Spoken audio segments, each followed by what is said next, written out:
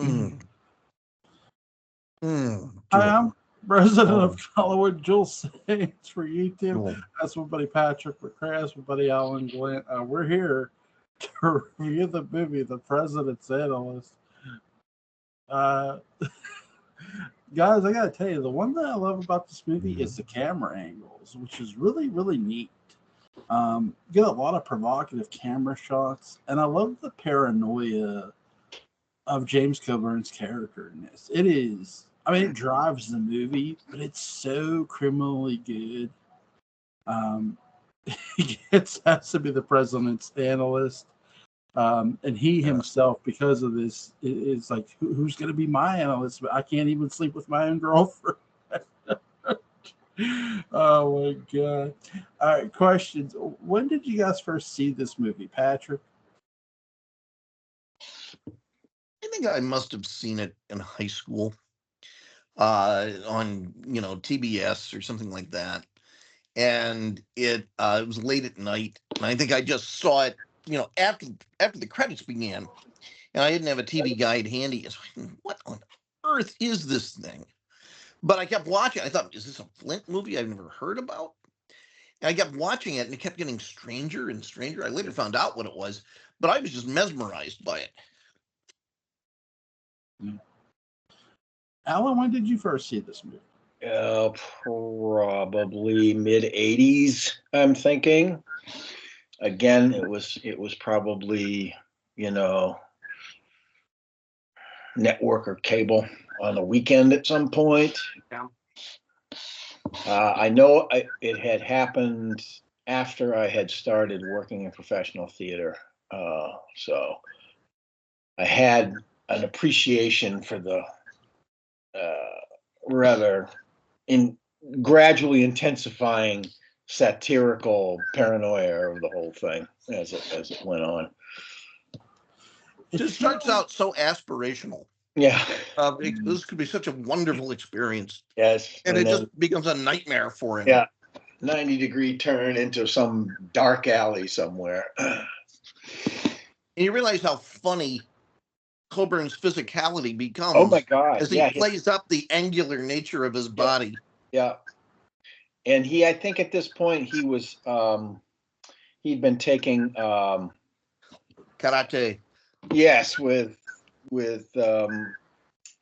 Bruce Lee, I think at one point actually taking karate lessons. So yeah, and that angularity shows itself pretty well in the so-called fight scenes in the Flint movies as well. Yeah. You really see it pumped up. But yes, he's a very angular guy, no doubt about that. His smile is sort of an angle, and a leering angle at times too. Even when he's sort of sincere about it, it sort of leers at the camera. And he knows this. Yeah, he knows how to play it up. Yeah. Yes, I think he's very well aware of, what his visual and physical elements are, because they're very, very, as you say, they're very much in play here, and they play very well as he becomes. As his mood swings begin to happen between, the paranoid and the curious, and all these things are going on for him. So that's pretty cool. The soup starts going off as the signal. Yeah. Dude. Yeah, the gags in this are really funny. I really love the stunt where Coburn's in the restaurant with his girlfriend, and he's like, oh, I've been shot. Then he's laying on the floor, and then they're all looking. So, see, they're all spots, and he looks up. His girlfriend is pointing a revolver at him.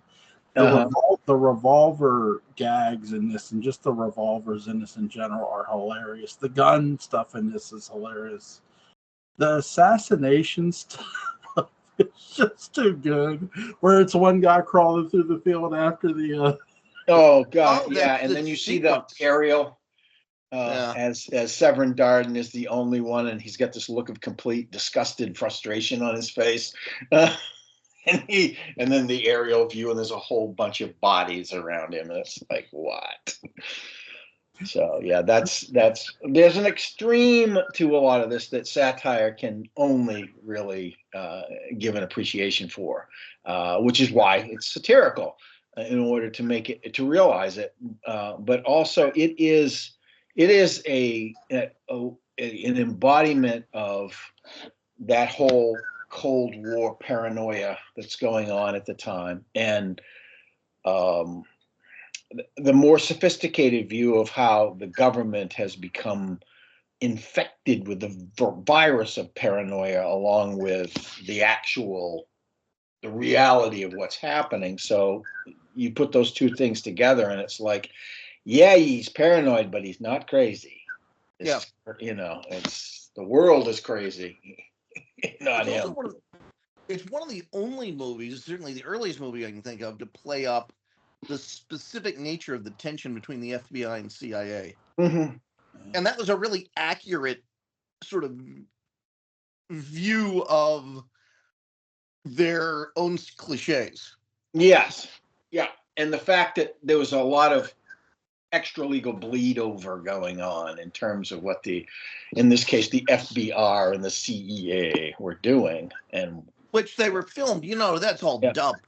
yes, They were filmed as FBI and CIA. yes,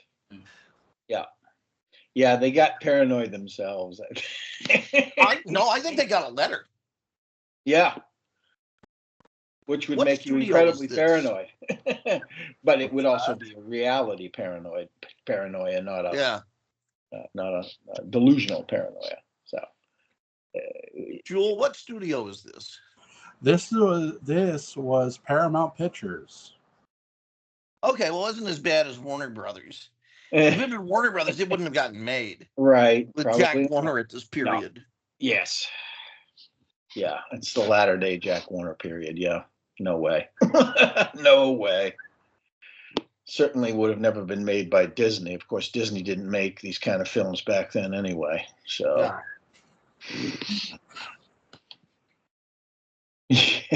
I could see it being made at Desilu. Oh, yeah. I do remember hearing that in elementary school when my former history teacher was telling us about the tension in the 60s between the FBI and the CIA. And then watching this movie, you see mixed in with the comedy, it works in this movie. But I also think, too, where something they do, and I do think it's on purpose, too, is this movie really, though it's a comedy, I think defines the 60s in a lot of ways of the paranoia of government and the hippie side of the 60s, but the danger of being a hippie too.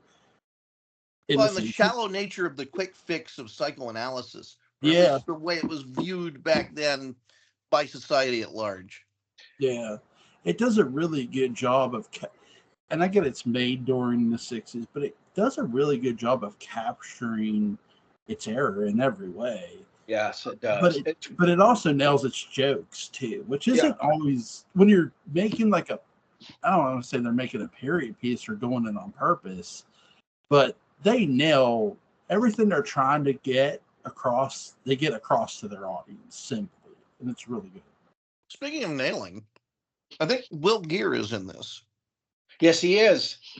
He's the mentor psychiatrist who has been already approached by the president's people.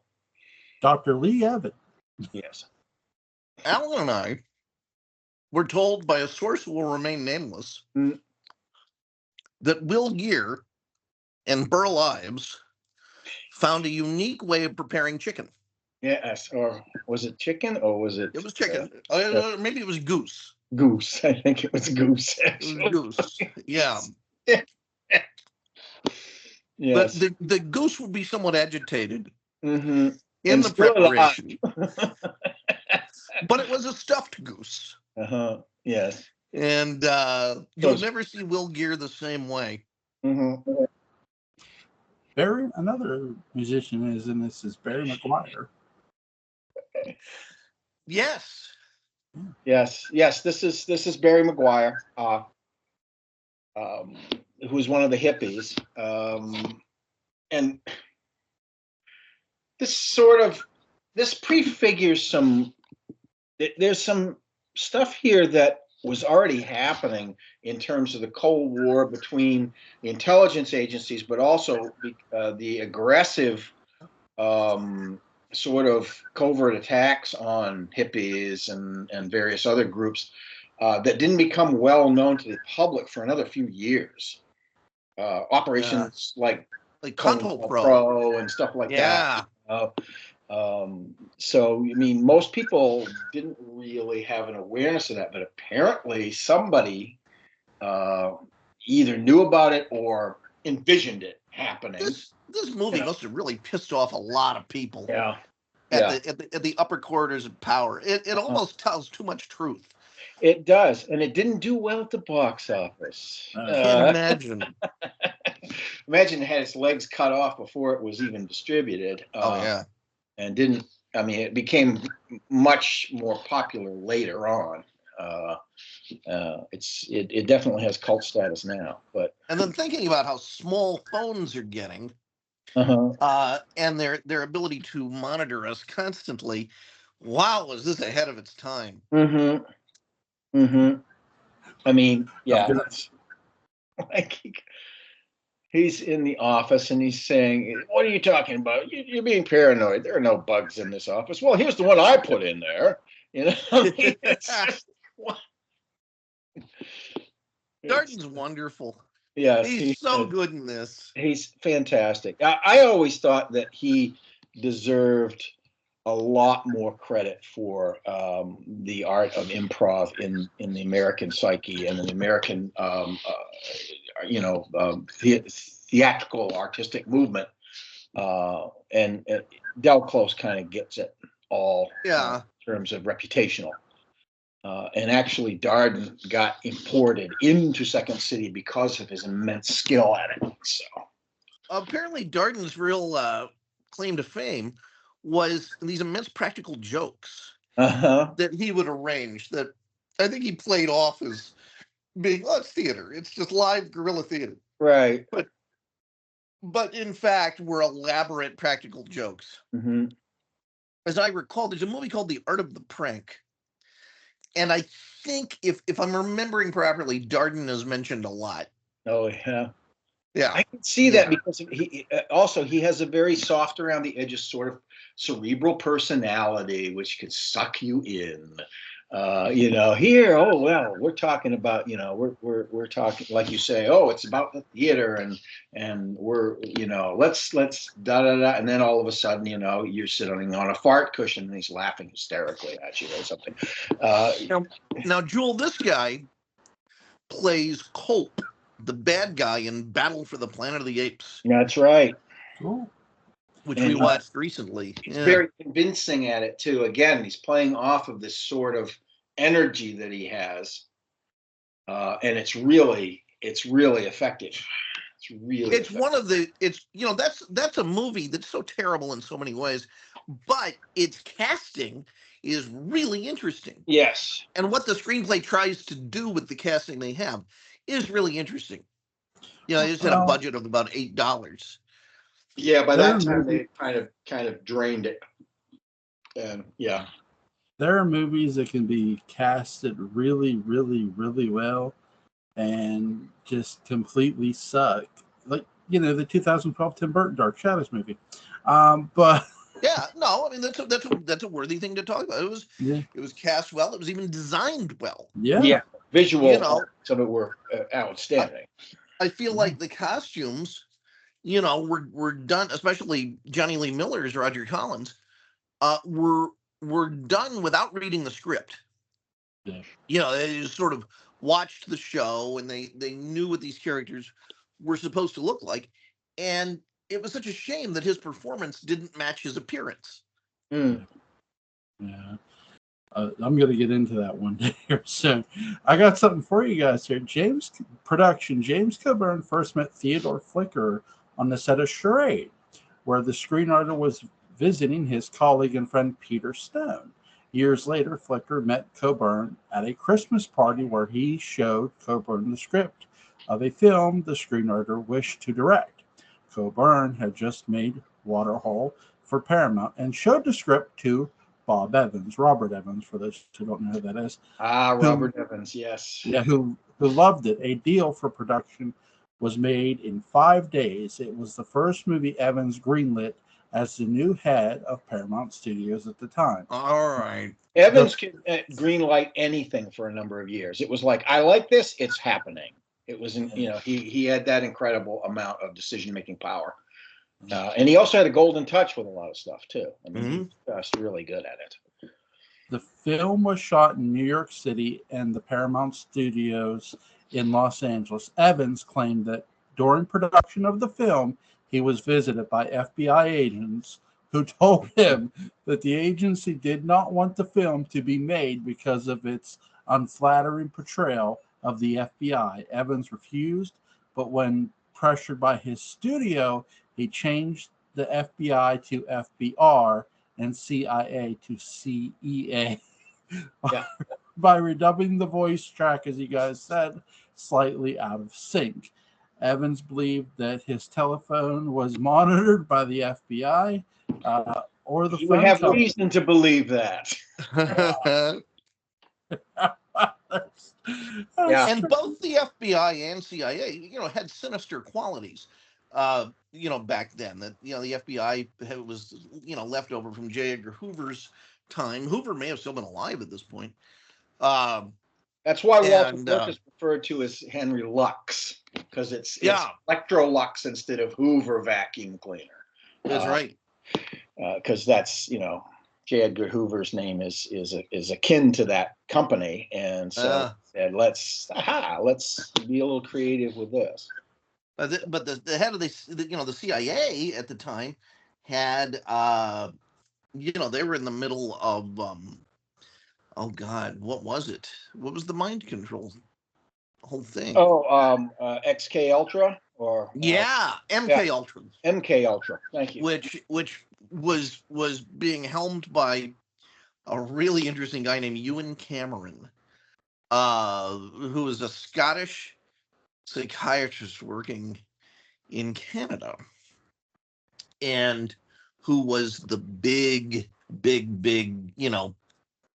let's experiment with various chemicals and hypnosis techniques and at the clinic he was working at, a remarkable number of people fell downstairs.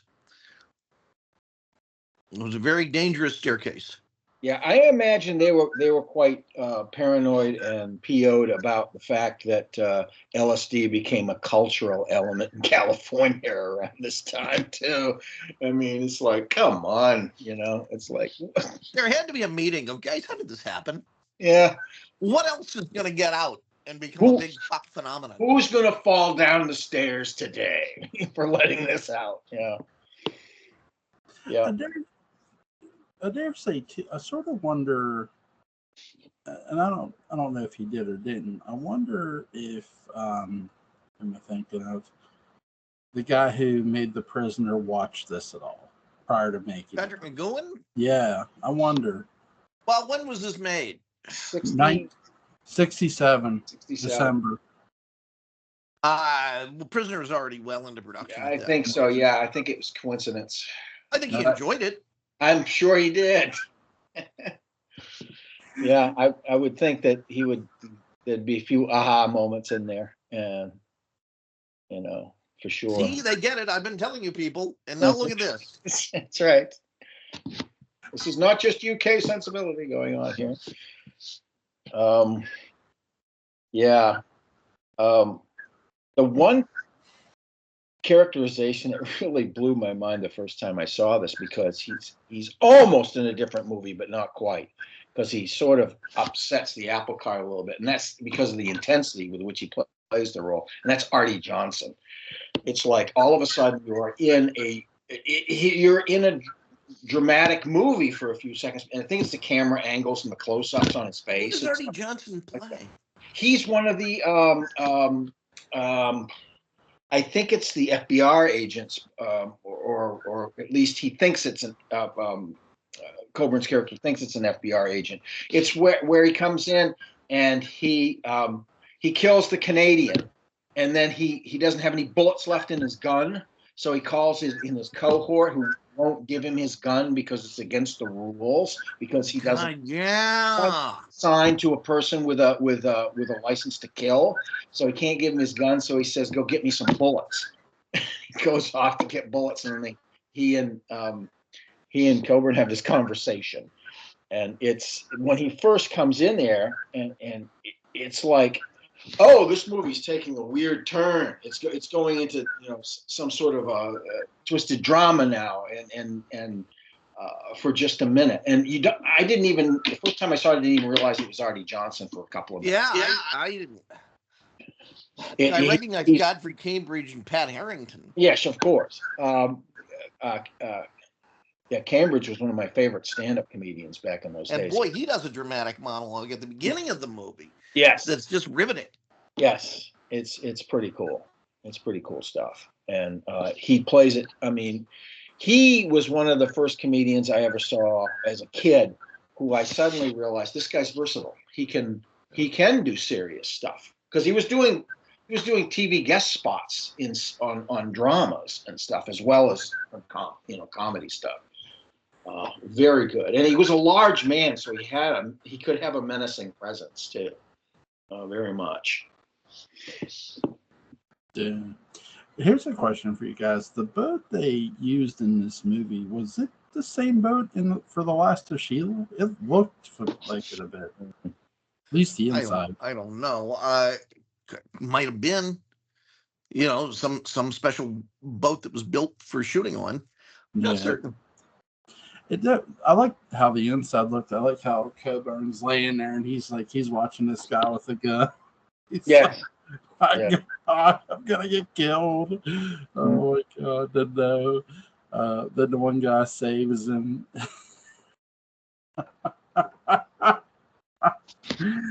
There is some other stuff here too, which is interesting. So, deleted scenes. I want to talk to you guys about this. Some television prints and video cassette versions of the film were missing some of the songs written and performed by Clear Light with Barry Maguire. Mm-hmm. With the songs replaced with generic stock instrumental music because of music copyright issues. The 2004 DVD release restored the songs. So that's good. The scene missing from current editions of the film involves Schaefer meeting his lover, Nan, seemingly by chance at a 1960s-style underground movie. So it's deleted scenes for those who have never seen this movie. Guys, what do you make of deleted scenes in movies in general? I usually don't see them because they've been deleted. Until much later, if at all. This movie, I can understand why some scenes might have been deleted with the pressure of a letter from the FBI and an actual personal visit. I can understand that. But I mean, obviously, editorial vision controls a lot after production, after studio production ceases, and you've got post. So if the offer, because I watched The Offer on Paramount Plus, which is a great behind the scenes of making of The Godfather. Oh yeah, it's really good. Yeah, if the portrayal of Bob Evans is Robert Evans is accurate, which I gotta believe it is. No wonder he was paranoid making The Godfather, looking over his shoulder. Yeah, absolutely. Another example of how real life can crash headlong into the fantasy making of film. And it certainly did in Godfather. You will not say the word mafia in this film. You will not portray certain characters in certain ways. Okay, fine, all right. And to look at how that would change, by the time they were making Godfather 3, Sinatra wanted to be in it. Yes, yeah. Things had relaxed a little, and I think that had to do with the fact that Coppola was a known entity by that time.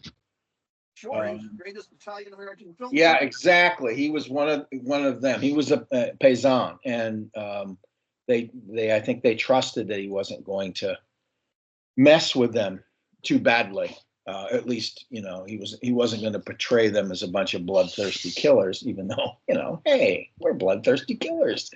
But he understood, like Scorsese, he understood the code of that life. I think too, when you're going off a book that's written by an Italian, helps. Puzo, yeah. Yeah. Well, Puzo was a good screenwriter as well. So, but yes, absolutely. This movie here is a lot of fun to watch. Like, it's entertaining, it's funny. Like, I'm bummed that it didn't do well, but from a film standpoint, it's funny. I mean, it is. You get all the jokes. Yeah, it's got energy to burn too. It never, it moves. It never lets the audience get ahead of itself. No, it doesn't. And I don't think it's, in my opinion, I want to get what you guys think too. I don't think it's a film that's trying to be too serious about their subject material, but it is trying to, in a weird way, capture the period of the 60s, and I think it does really well. Oh, absolutely. It's totally immersed in it, so it should. But it also captures that period in a way that sustains beyond it. We get, there's a sense of style about it that says, oh, okay, this is not the 70s, certainly not the 50s. It's not even the early 60s. It's right in there. It's in a very specific period of time that was between probably 1964 and 1970, 69, 70, somewhere in there. Very, very specific period of time stylistically for film. I mean, Yes. there are certain things that were preserved beyond that period of time because they became part of filmmaking approach. But in terms of an overall style, it's very specific to that time. Yeah. It captures it well while still having a kind of generic identity because it's not hooked on a character. Right. I mean, even though he is a character, this is not someone who's going to be part of a franchise. No, and the weird thing about this character is not in the active voice. He's in the passive voice in terms of what he's being done to all the time. And so that's part of that whole thing that can shift it away from the character, although the actor is influential in creating that sensation. The character is along for a ride in some respects. That's nice because it's a surrogate for the audience. Yes. For whom this world is equally alien. Mm-hmm. Yeah, and paranoid driven and frightening, and it's in a period of the Cold War where all these concerns are definitely, we're seeing them in the newspapers, we're seeing them on the evening news, or at least hints of them. At this point, the criticism of Hoover is starting to become public because he's beginning to gradually lose his grip on public perception. And women's fashions were changing. Mm-hmm. So they were not as becoming on him as they once were. It's true. He was going more matronly at this point. His figure, it was. He couldn't pull off those Mia Farrow. That's right. No 8-line skirts anymore. No waif-like shifts. No. Twiggy really upset him, I'm sure. She was on the list. She was definitely on the list. I think Coburn does a really great job of getting his character over as a sympathetic figure at the same time. When he comes from the one meeting with the president and he's hitting the elevator door and he's like, come on, you can tell the guy. Yeah. You feel sorry for him at that moment. It's like, sure. This has become from, God, this was a dream job to this is a nightmare. Well, yeah, everybody wants a piece of it at this point. It's like this is a movie that happens in the same universe as Dr. Strangelove. Mm-hmm. I'm convinced of it. Yeah, there is definitely that. There's that absurdity and that real intense darkness that happens in both movies. Yeah. There's also some what I refer to as tour de farce performances by the large cast too. You know, Yes. you get really, really good performances, committed performances. Like, okay, here we are, and we're in this world. Let's go for it. You ever hear James Earl Jones's interview about being in Doctor Strange? No.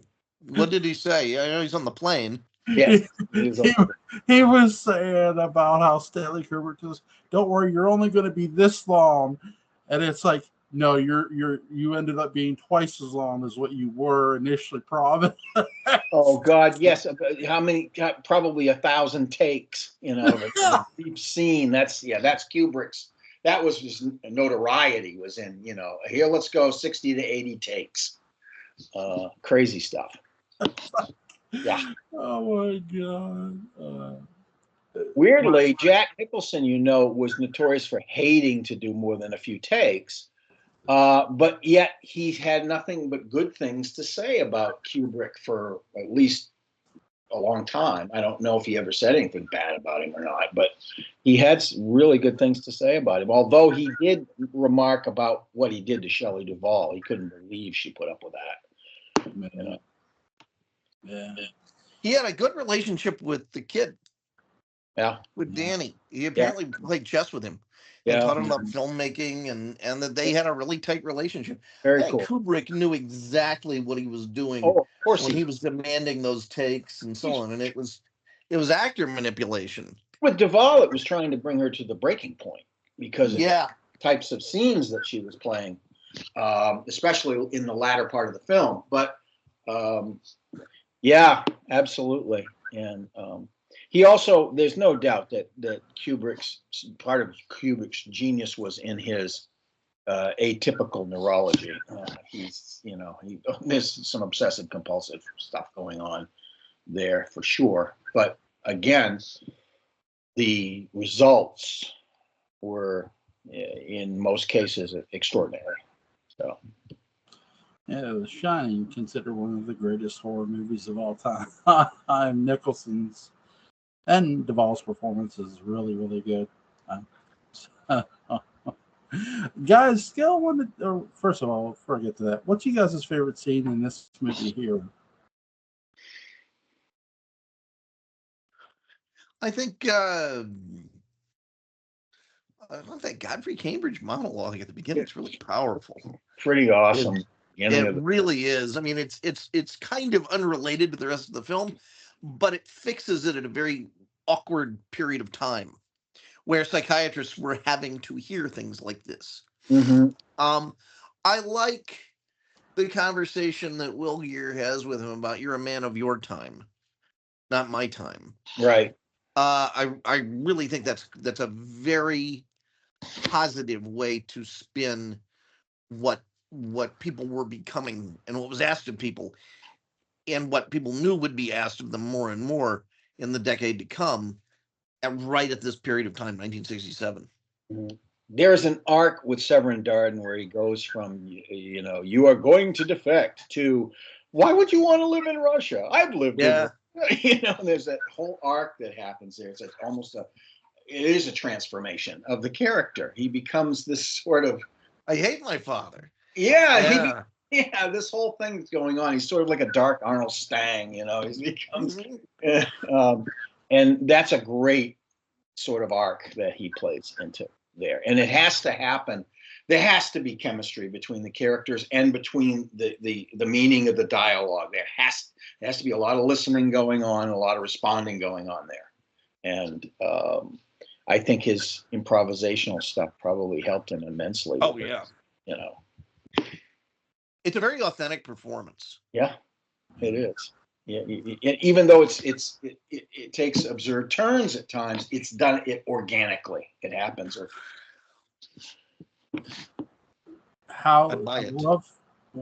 There's a lot of things I love about this one. How absurd the asking of Coburn's character becomes, what they ask him to go through. Mm-hmm. You can't have your girlfriend because you talk in your sleep. and he does talk in his sleep when he Yes, has he that. does. He does. Everything's true in this movie Yeah. for him. It's And I love how absurd this movie gets without completely, in my opinion, going overboard and losing you. It's funny and it makes sense. Again, my favorite scene is the assassination stuff because it's hilarious. It's like one right after. It's something it's something you would see in like a Mad TV skit or something. Mhm. yes. The only difference is there's no nod to the audience. It's all played in absolute sincerity, which makes it even more bizarre and hilarious. But yeah. And this is still 1967. I mean, I know Kennedy's assassination was in the early 60s, but to have that in this movie, I think was risky, but it pays off if you're getting That the was just humor. 4 years prior. Yeah. This movie was actually released towards the end of '67, so it was being filmed in '67, but it was like in the latter weeks of '67 that it was released. Okay. So it's sort of a '68 movie in that respect, but it's very '67 in terms of its artistic bent, style, all of that. Yeah, December 21st, 1967. Alan is correct. So there you go. I'm looking at the same thing you're looking at on my phone, but I'm just cleverly glancing at it once in a while. Oh shit! Oh my god! Could you imagine if if this movie would have been successful, they could have followed it up with something where with Coburn playing the same character again? That'd be I think funny. Coburn would have refused. This is not a character who's really built to be in more than one movie. Right. It's not a franchise kind of thing. It's a statement movie. It's not like the Flint movies, which, were a brief franchise, but at least, or the Matt Helm movies, which were definitely a franchise. Yeah. So, but, some of the same hilarity ensues, but for different reasons, and also it's not nearly as dark, so it sustains a little bit better, like with the Matt Helm thing. So it's more about sex and secret agent stuff, Scale 1 to 10, what do you give this guy? This movie? It's a 10. It's a 10. It's totally. This is a great movie. Yeah, I've loved this movie ever since I first saw it. Me too. I love, and you talked about the angularity of Coburn. I've always loved that. I've always been that's always been a magnet for me. The way that he creates roles, the way he smiles, the way he, well, and when he knows he's going to be escaping, his smile becomes particularly maniacal. Yeah, which is an odd contrast to in The Great Escape, where he is probably one of the most nonchalant escapees ever. It really is. So tomorrow night, guys, an American Werewolf in London. Is there anything you guys want to add with this movie before we go? It's highly recommended for anybody who hasn't seen it out there. It's an absolute romp, but it's also very very incisive in terms of its time and what's really happening out there in the Cold War and all of that. It gives you a kind of an insight to that period of American history. Yeah. Links to Alan Gallant's YouTube channel is going to be in the description box. Link to Patrick McCray's Dark Shadows Daybook of Bounds in the description box. Does anybody here need a link to An American Werewolf in London? I would love to have one. Okay. I have the DVD. Patrick, do you need a link? No, I don't. I'm okay. Okay. Gentlemen, thank you so much. This was a lot of fun. Have a great night. Good night.